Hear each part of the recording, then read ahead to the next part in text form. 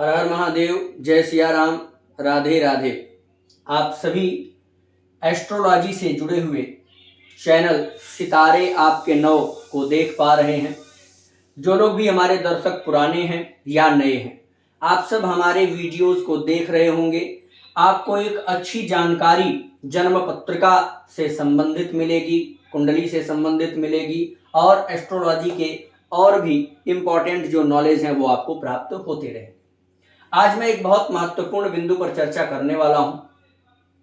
अगर आपको कोई जन्म का साल, जन्म का समय और जन्म का स्थान बता देता है, आप उसके बारे में कुछ बताते हैं, तो यह एक सामान्य बात हो गई। यानी आपने एस्ट्रोलॉजी सीखा है, आपने चार्ट बना लिया, आप उसकी दशा, महादशा, अंतरदशा देख पा रहे हैं, तो उसके जीवन के बारे में बता रहे हैं। जो एक फॉर्मूला है, पद्धति है, सबको पता है। लेकिन एक थोड़ा अलग पहचान कराने वाली विद्या आज मैं आपको दे रहा हूं। आप केवल यह चक्र देख करके बता सकते हैं कि व्यक्ति की उम्र क्या है, कितने वर्ष का है, व्यक्ति किस महीने में पैदा हुआ, किस पक्ष में पैदा हुआ, किस तिथि में पैदा हुआ और जन्म के समय वो दिन में पैदा हुआ, रात में पैदा हुआ, शाम में पैदा हुआ या सुबह में पैदा हुआ।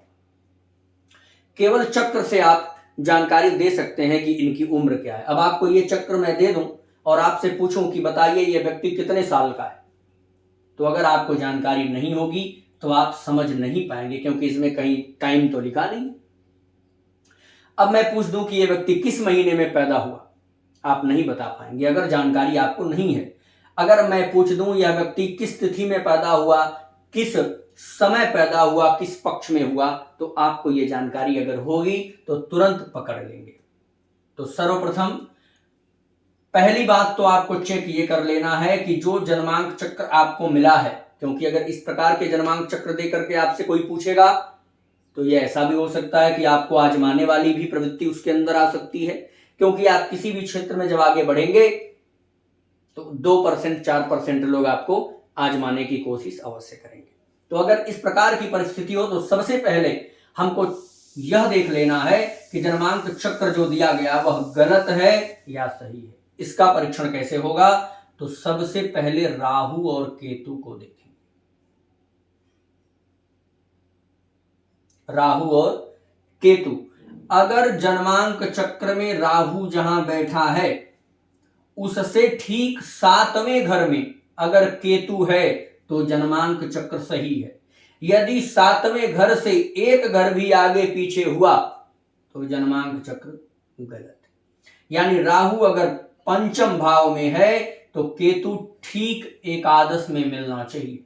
राहु यदि सप्तम भाव में है तो केतु लग्न में होना चाहिए। राहु यदि द्वितीय भाव में है तो केतु ठीक अष्टम भाव में मिलना चाहिए। इस प्रकार से आप जन्मांक चक्र को देख सकते हैं कि वो सही है या गलत है। एक तो राहु केतु से देख लेंगे। दूसरा, सूर्य कुंडली में जहां बैठा होगा इससे एक घर आगे एक घर पीछे सूर्य के बुध और शुक्र आपको मिलेंगे। ज्यादातर 2 घर की दूरी हो सकती है, इससे अधिक कभी भी आपको जन्म पत्रिका में सूर्य से शुक्र और बुध की दूरी नहीं मिल सकती। जैसे सूर्य यहां द्वितीय भाव में है और किसी भी पत्रिका में बुध को सप्तम भाव में बिठा दिया गया या शुक्र को अष्टम भाव में, तो आप क्या कहेंगे, यह जन्मांक चक्र गलत है। मान लीजिए सूर्य चतुर्थ भाव में बैठा हो और बुध को नवम भाव में बिठा दिया जाए तो जन्मांक चक्र क्या होगा, गलत होगा। यानी जहां सूर्य बैठा, अगर सूर्य तृतीय में है तो बुध अधिक से अधिक लग्न में हो सकता है, अगर सूर्य यहां है तो शुक्र अधिक से अधिक पंचम भाव में हो सकता है। 2 घर या अधिकतर 1 घर की ही दूरी आपको मिलेगी। अब वो 2 घर क्यों हो जा रहा, मान लीजिए सूर्य लास्ट डिग्री पर हो, 29 डिग्री या 0 डिग्री पर हो, यहां बैठा होगा और शुक्र मान लीजिए कुछ दूरी चल चुका होगा, तो 2 घर का गैप हो जाएगा। सूर्य शुक्र बुध से पहचान कर लेंगे, राहु केतु से। अगर ये ग्रह बिल्कुल सटीक मिलते हैं तो आप ये कह सकते हैं कि हाँ जन्मांक चक्र सही है। अब जन्मांक चक्र यदि सही मिल गया तो अब आपको उस जातक के उम्र का पता लगाना है। सर्वप्रथम वर्ष निकालने के लिए, यानी किस वर्ष में जन्म हुआ, शनि को हमको देखना है। शनि का जो गोचर है वो 2.5 साल का होता है। सबसे अधिक राशि पर गोचर करने वाला ग्रह है शनि। 2.5 साल का गोचर शनि का होगा। अब जैसे इस जन्मांक चक्र में अगर जातक की उम्र पता करनी है तो हमको शनि को देखना होगा कहां बैठे हैं। 11 नंबर की गिनती के साथ बैठे हैं। 11 नंबर हो गया कुंभ राशि। कुंभ राशि में शनि गोचर कर रहा था कब? जब यह जातक पैदा हुआ। जब इस जातक का जन्म हुआ तो शनि का गोचर कुंभ राशि में था। अब हमको जिस समय प्रश्न पूछा जा रहा है उस समय शनि के गोचर का ज्ञान होना चाहिए। यह याद करना पड़ेगा कि इस समय शनि कहां गोचर कर रहा है। एक बार आप याद कर लिए, 2.5 साल तक आपको याद रहेगा और 2.5 साल तक वही काम करेगा। अब इनका जन्म जब हुआ तो शनि कुंभ राशि में गोचर कर रहा था और वर्तमान समय में भी शनि कुंभ में ही गोचर कर रहा है। इसका मतलब कि शनि गोचर करते करते करते करते करते करते करते करते यहां आया। मतलब 12 घरों को घूम करके शनि पुनः उसी स्थान पर आया है जहां वो जन्म के समय में था। मतलब क्या हुआ? 2.5 साल यहां रहा, फिर 5, 7.5, 10, 12.5, 12.5, 2.5 कितना होगा? 15, 17.5, 20, 22.5, 25, 27.5, 27.5 और 30। मतलब कि अगर यहां पर वह गोचर करके आ गया है शनि जिस स्थान पर था, तो ऐसे जातक की उम्र हम बताएंगे 30 से 32 साल। अब इसमें वो कुछ दूरी तक गोचर कर चुका होगा, इसलिए हमने 30 से 32 का लिया। या हो सकता है शुरू किया हो, क्योंकि किसी राशि में अगर 1-1.5 साल गोचर कर लिया है तो क्या होगा, थोड़ा उसको देखना पड़ेगा ना। उतना जब चल लिया तो उतना उम्र कम हो जाएगी। अब मान लीजिए इस घर को हम छोड़ देते हैं तो 2.5 यानी 5, 10, 15, 20, 25 हो गया। 25 साल यहां तक और 2.5, 27.5।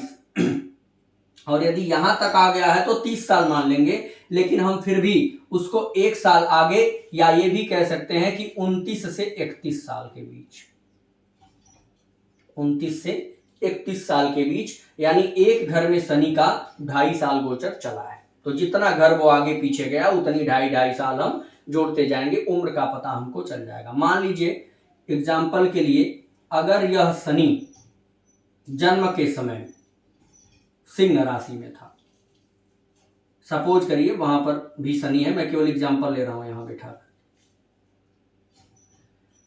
किसी का शनि जन्म के समय में किसमें था? सिंह राशि में था, और इस समय वो कुंभ राशि में है, तो गोचर कैसे हुआ?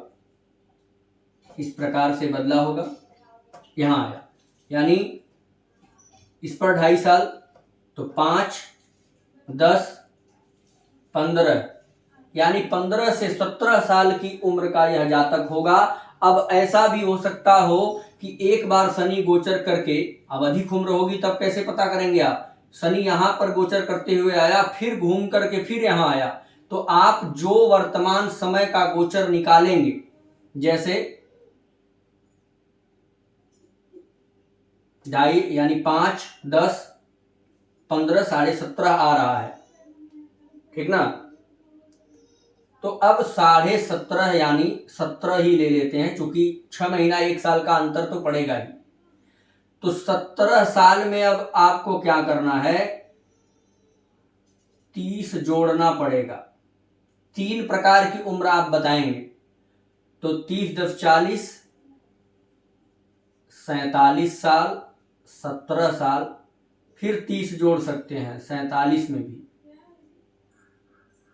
तो क्या हो जाएगा 77 साल।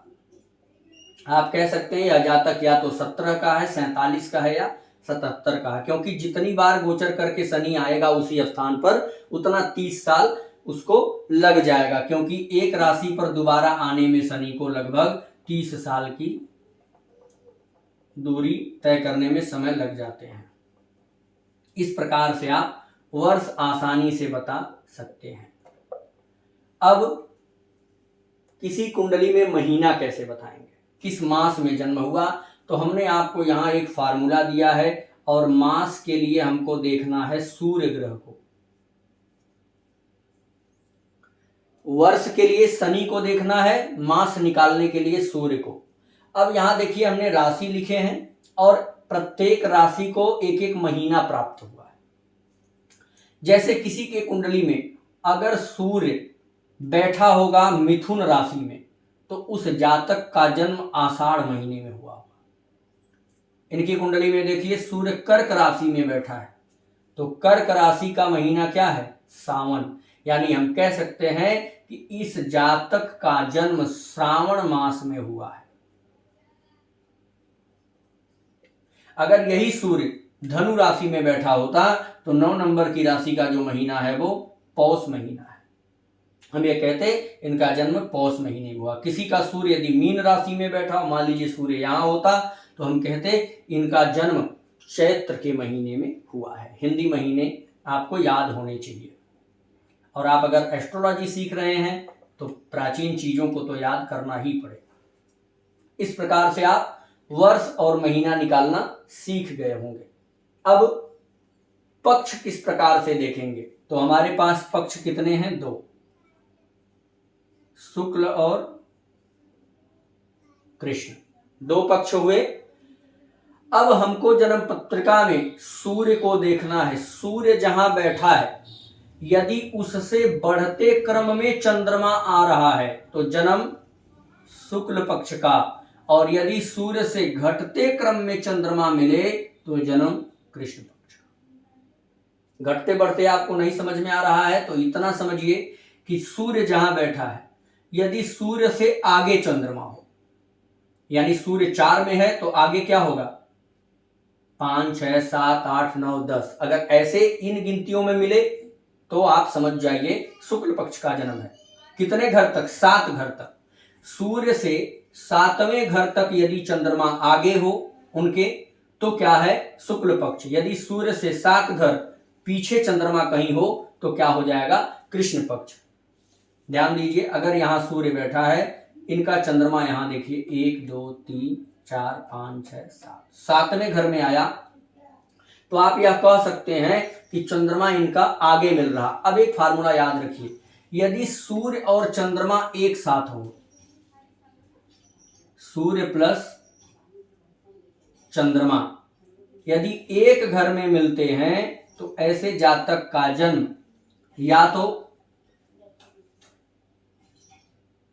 चतुर्दशी का होगा या अमावस्या या प्रतिपदा। ये 3 तिथियां आप याद कर लेंगे। अगर सूर्य चंद्रमा साथ मिले तो चतुर्दशी, अमावस्या या प्रतिपदा, इसी 3 तिथि में से 100% वह जातक जन्म लिया है। लेकिन यदि सूर्य से ठीक 7वें घर में चंद्रमा मिलता है तो ऐसे लोगों का जन्म चतुर्दशी शुक्ल पक्ष की या पूर्णिमा या प्रतिपदा, ये ध्यान रखिएगा। अगर सूर्य से 7वें घर में चंद्रमा मिले तो पूर्णिमा, चतुर्दशी या प्रतिपदा, यदि सूर्य के साथ चंद्रमा मिले तो अमावस्या, चतुर्दशी या प्रतिपदा। इस 3 तिथि को आपको याद रखना है किसी भी जातक के पक्ष को बताने के लिए, और आप इस प्रकार से बड़े आसानी से निर्णय ले सकते हैं। अब मान लीजिए किसी का सूर्य और चंद्रमा यहां बैठे हैं तो आप समझ गए कि या तो ये प्रतिपदा के हैं या अमावस्या के हैं या चतुर्दशी के हैं। मान लीजिए किसी का चंद्रमा यहां से तृतीय भाव में बैठा हो, सूर्य से तृतीय भाव में हो और आगे बैठा हो, तो आपको क्या समझना चाहिए, 2.25 दिन एक राशि पर चंद्रमा का गोचर रहता है, 2.25 दिन। तो आपको उस प्रकार से समझ लेना चाहिए, यानी 2, 2, 4, 2, 6, यानी सप्तमी से अष्टमी का चंद्रमा होगा, यानी सप्तमी से अष्टमी तिथि में होगा यदि जातक का जन्म सूर्य से चौथे या तीसरे घर में चंद्रमा बैठा हो। इस प्रकार से आप एक अनुमान लगा सकते हैं। अब हमको देखना है पक्ष। पक्ष हमने देख लिए, शुक्ल पक्ष और कृष्ण। अब तिथि देखेंगे। तिथि भी आप समझ ही गए, पक्ष कैसे समझे, तिथि कैसे समझे, यानी सूर्य से आगे चंद्रमा तो शुक्ल पक्ष, सूर्य से पीछे चंद्रमा तो कृष्ण पक्ष। यदि एक साथ तो प्रतिपदा, अमावस्या या चतुर्दशी, और यदि सातवें घर में तो पूर्णिमा, प्रतिपदा या चतुर्दशी, और यदि बीच में पड़ता है तो उसी प्रकार से 2-2 दिन की आप तिथियां जोड़ते हुए घटाते हुए काउंट कर लेंगे। अब हमको समय निकालना है, इस जातक का जन्म किस समय हुआ यह आपको देखना होगा। समय भी हम सूर्य से देखेंगे। बहुत अच्छा फार्मूला है, आप इसको अगर 1 से 2 बार देखेंगे तो आसानी से समझ जाएंगे। किसी भी पत्रिका में सूर्य की स्थिति देख करके आप बता सकते हैं कि जातक का जन्म दोपहर का है, रात का है, सुबह का है। यदि किसी के लग्न में सूर्य हो, किसी के लग्न में सूर्य बैठा हो तो ऐसा जातक का जन्म सूर्योदय के समय होगा। ऐसा जातक का जन्म सूर्योदय के समय होगा। थोड़ा बहुत आगे पीछे हो सकता है, 1-1.5 घंटा आगे 1-1.5 घंटा पीछे आप ले सकते हैं। किसी का सूर्य 10वें भाव में हो तो ऐसे जातक का जन्म दिन में होता है, यानी दोपहर के समय 1 घंटा आगे या 1-1.5 घंटा पीछे आप ले सकते हैं। जैसे 11 से 1 कह सकते हैं या 12 से 2 कह सकते हैं। ऐसा जातक जिसका सूर्य इस स्थान पर बैठा हो। अब किसी का सूर्य यदि 7वें भाव में है तो ऐसा जातक सूर्यास्त के समय, शाम के समय, यानी 1-1.5 घंटा आगे 1-1.5 घंटा पीछे आपको अनुमान लगाना हो। मान लीजिए किसी का सूर्य यहां पर बैठा है और शाम को 6 बजे सूर्यास्त होता है, तो आप कह सकते हैं कि 5 से 7 के बीच इनका शाम को जन्म हुआ होगा। किसी का सूर्य यदि चतुर्थ भाव में है तो मध्य रात्रि, अब रात्रि से यह धीरे धीरे भोर, फिर ये 2-2:30 बजे का समय, फिर ये लगभग 3 से 4 का समय, फिर ये 4 से 6 का समय यहाँ आ जाएगा। इस प्रकार से आप उसके समय का ज्ञान कर सकते हैं बड़ी आसानी से। तो आज हमने एक जन्मांक चक्र को देख करके किस प्रकार वर्ष निकाल सकते हैं, महीना निकाल सकते हैं, पक्ष निकाल सकते हैं, तिथि निकाल सकते हैं और समय निकाल सकते हैं, ये 5 चीजें आपको सिखाई हैं। पूर्ण आशा करता हूं कि आपको समझ में आया होगा। अगर कोई चीज न समझ में आए या हमसे हो सकता कोई त्रुटि हुई हो तो आप कमेंट करके जानकारी ले सकते हैं। फिलहाल यह चीज आपको बिल्कुल एग्जैक्ट याद होनी चाहिए, तभी आप उसका महीना बता पाएंगे। अगर आप हमसे जन्म कुंडली दिखवाना चाहते हैं, ज्योतिष सीखना चाहते हैं, रुद्राक्ष या रत्न से संबंधित जानकारी चाहते हैं, तो आप दिए गए नंबर पर व्हाट्सएप मैसेज करके जानकारी ले सकते हैं। जय श्री राम।